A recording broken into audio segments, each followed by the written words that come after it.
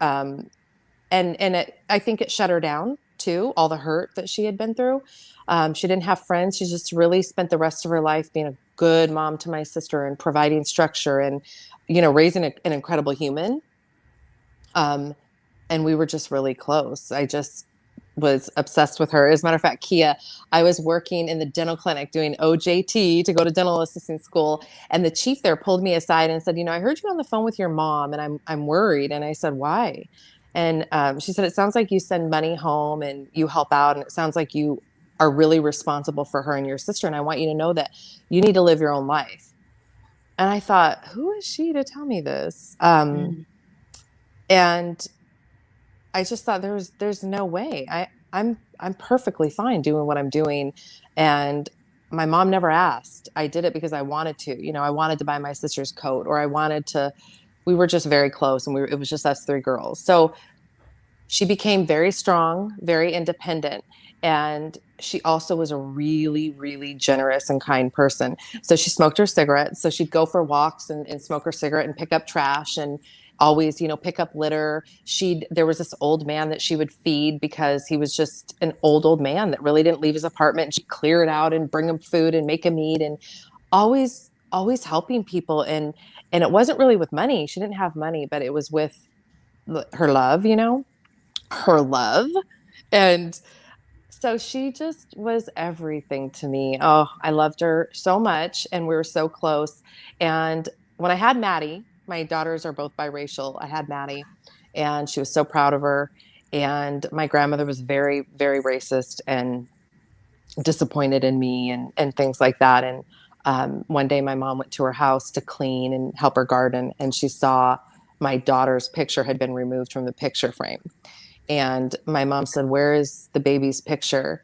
And my grandmother said, "God damn, that baby was black," and took it out and just wouldn't display it.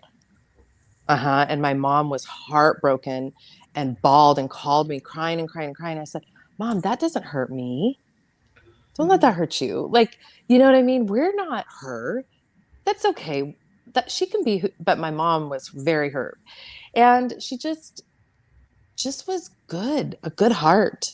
She did become very strong and very closed off, but she did that for herself. She needed to do that for herself, for her protection, for her emotions, and for everything else. So um, that's why it's bizarre the night she was murdered.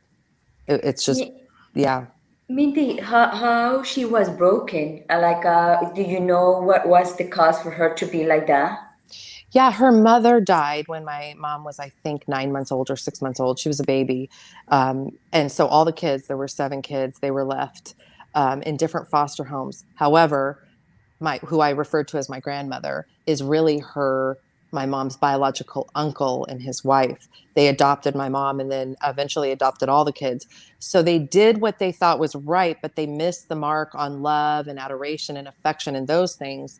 And my mom, all of them had ended up running away and leaving home. And so she was really just, she didn't receive love. She never received love. And so Mhm. she ended up on the streets and in different bad situations. And then my dad kind of saved her, but also it hurt her. My dad ended up really hurting her. And so, next thing you know, she couldn't keep a job and she's staying on this person's couch. And I was taken from her. And as a mom, that will kill you. And so, and then drugs and alcohol and probably self-esteem and a lot of other things. Wow, I laugh for her. Hmm. That's a really rough, a Oof. really rough beginning. The foster system. I was actually in the foster system. A lot of people don't know that when I was very Hmm. young, and I was fortunate because I didn't have as horrible of an experience as you can have. But it is a rough. It's rough to be taken from your family and everything and to be put somewhere with strangers and have to adapt, right? Um, And the rejection. So at that moment, you feel rejection, and you carry and that rejection. and all of those things, right? So that's stuff for Yeah. attachment styles and all of that affect your relationships going forward, Mhm. romantically. So Uh-huh. yeah, Yeah, yeah. I think that when you go through trauma of any kind, and trauma is relative, I believe, right? How we respond to it and how we work through it. But there is a different strength that women carry who have been through trauma. It's very, very different, I think. And it's sacred.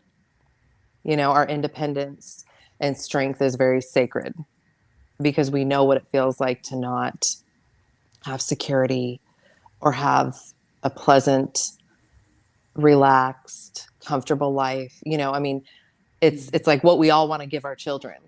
It's what we wanted. It's what we want to give. But when you don't have that, or you've been through something hard, and of course she had been raped, and I mean, just all the things you can think of, she had been through. She was, hardened for sure by it, but a loving and affectionate mom. Mm. Well, she knew the difference, and like Kia said all the time, that she was in an abuse childhood, and she don't want that for her kids. And maybe your mom was the same way. She was hardcore in another way, but for her own kids, no, don't even touch them. Yes, yes. As a matter of fact, she was finally dating somebody. It was Thanksgiving. I had already joined the military, and I called and said, "Well, where is he?" And she said, "Oh, I made him leave." And I said, "Why? Like, you're finally in a relationship. That's amazing." And she goes, "No." And then she goes, "I don't need anybody, Mindy." And I said, "Okay, but what happened? Do you not like him anymore?" And she said, "You know what? He made your sister sit at the dining room table and eat her dinner." And I said, "She doesn't have to finish her dinner." And he said, "She needs to sit there and finish her dinner."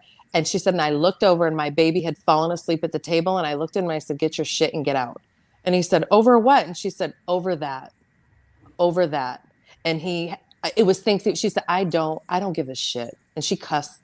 Oh, she was cussed like sailor. And she made him leave. And she just didn't care. It was like, you don't get to control this child. You know what I mean? She'd already lost two. You don't get to control this one. And my baby doesn't have to sit and finish her damn food at the table. You got to go. That was it. And that was it. And that Wow. was nothing. That wasn't even that important, but to her, no. Strong. Yeah. Yeah. It was important to Yeah. her. I can totally understand that. Oh, me too. True. It was important to her. I vibe 1,000% with your mom's determination on that, to be honest with you. Yeah, I could see myself doing something like that, believe Me me. too. Because Oh yeah. I'm a new single mom, right? So you can't just come in here and try to regulate on and supersede me on the rules for my kids. Oh gosh, this is why I'm going to be single for like ever. It's not a bad thing. It's not a bad thing. No, If I you really choose enjoy. it, I enjoy do it. it. Yeah. I loved being single too, but I love being Angeline. married. Hey, Angeline. Oh my gosh, thanks for tuning in, girl. I know you're going to love this episode. You too, Tendai. I see you. I see you. Hi, boy. Oh, Zendaya is here. Oh, I started coming my yeah.